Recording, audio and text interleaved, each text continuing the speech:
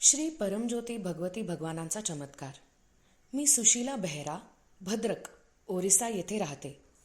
बऱ्याच काळापासून मला वारंवार तीव्र सर्दीचा त्रास होत असे, ज्याचे रूपांतर पुढे कानाच्या गंभीर संसर्गामध्ये झाले. माझ्या कानातून पस मिश्रित पाणी सतत येत असे, ज्यामुळे असह्य वेदना होत होत्या. मला कानात विचित्र आवाज ऐकू येऊ लागले आणि हळूहळू माझी ऐकण्याची क्षमताही कमी झाली. लोक असेही म्हणू लागले की मी बहिरी झाली आहे.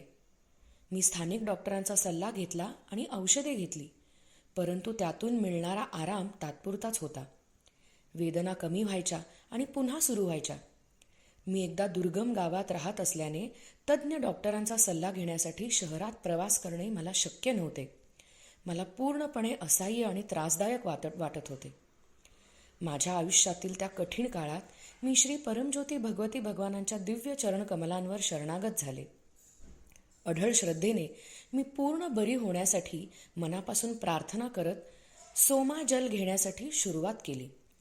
हळूहळू समस्या काही प्रमाणात कमी झाली.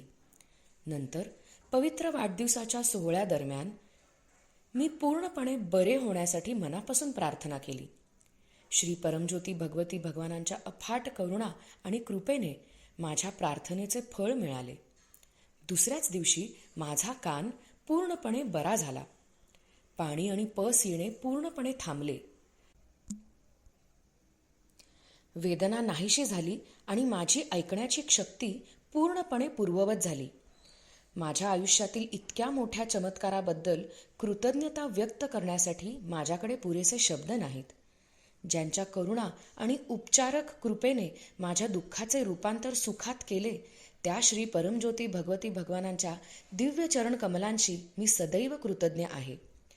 जय बोलो करुणामय श्री परमज्योती भगवती भगवान की जय.